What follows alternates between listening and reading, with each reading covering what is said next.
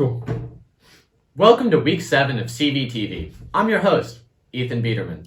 And I'm wearing Kyle's hat. Let's get into the news. Unfortunately, after weeks on the run, we lost our legal battle of the rights to use our broadcast name.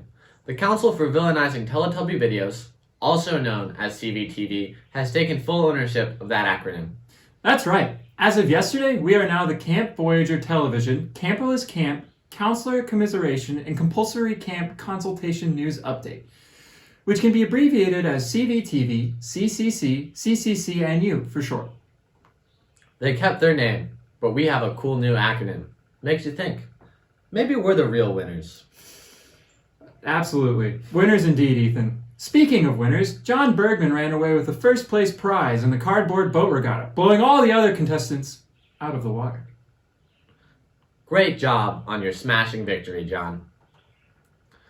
Meanwhile, the cabins have been coming along swimmingly, due in large part to the work of Caleb, Mikey Mavis, John Dietrich, Harrison Pratt, and Ethan Biederman.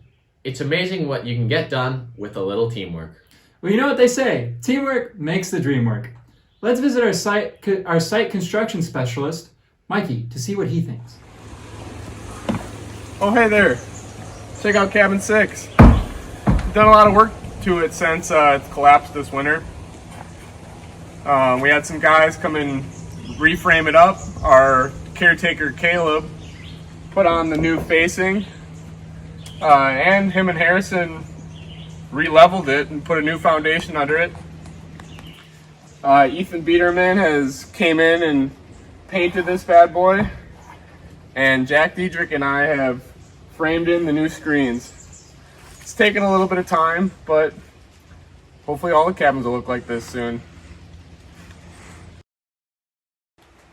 We sure do miss the cabin 7 rafters with all the stars, but don't worry, we've created the night sky once again.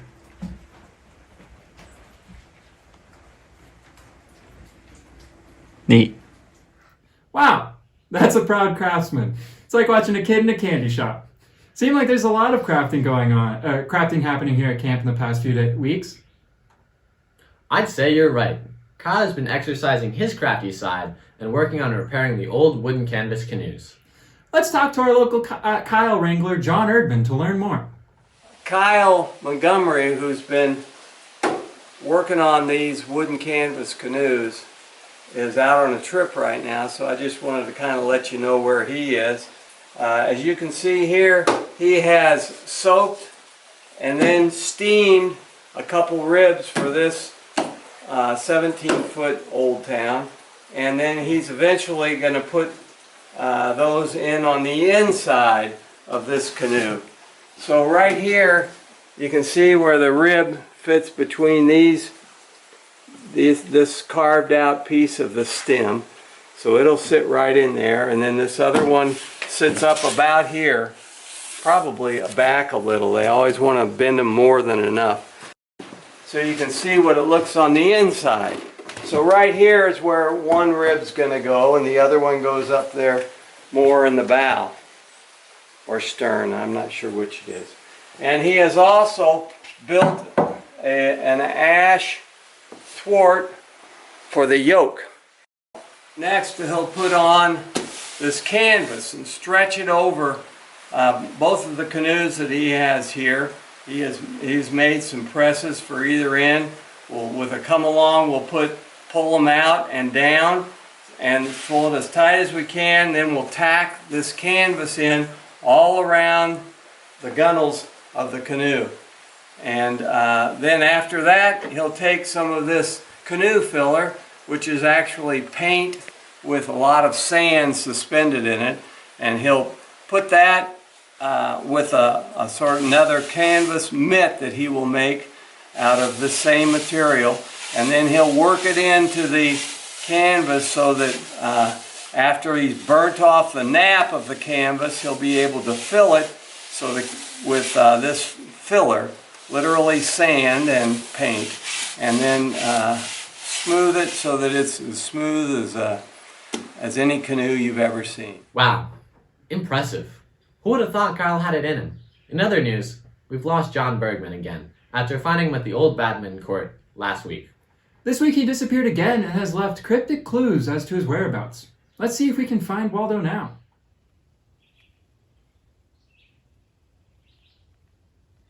Oh.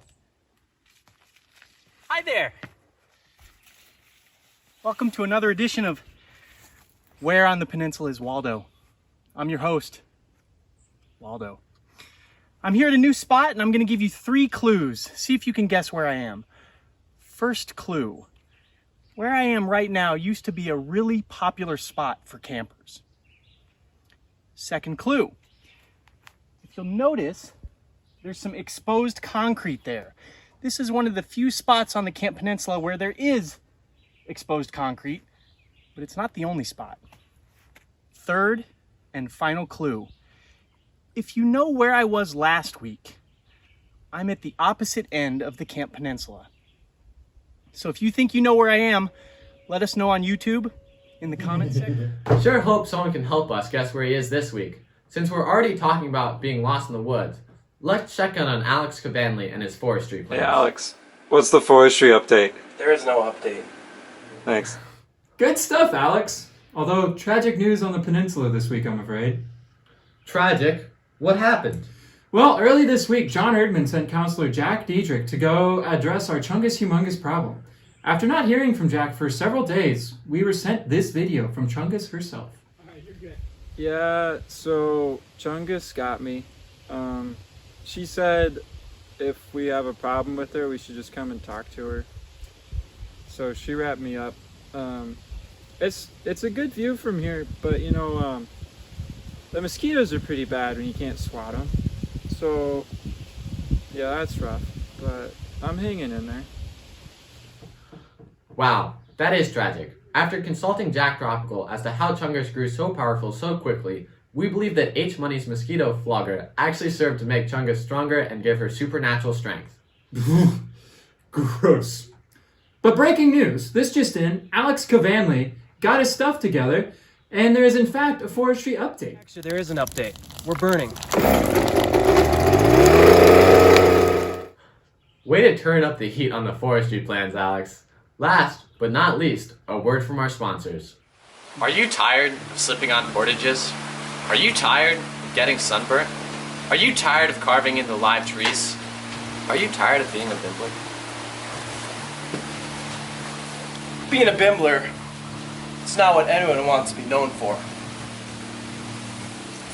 That's why we here at the Boundary Waters Canoe Area Toughness Research Center have developed a formula for you to bring you out of bimblering and into life mastery.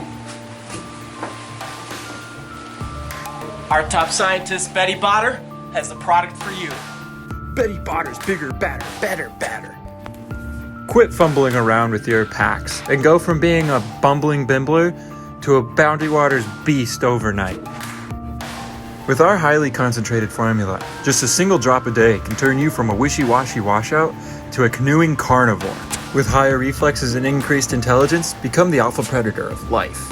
Betty Botters. Bigger, badder, better. Warning. May cause rapid onset diarrhea, paralysis, or death. If experiencing any of these symptoms, please contact your local healthcare professional immediately. Last, but certainly not least, don't forget this week is WELK week. The staff will be releasing a video at the end of the week. If you want your talents on display for the showcase, make sure to send us your video by Friday night. Well, that's all we have for you tonight. See you on FlipGrid and YouTube next week. Good night.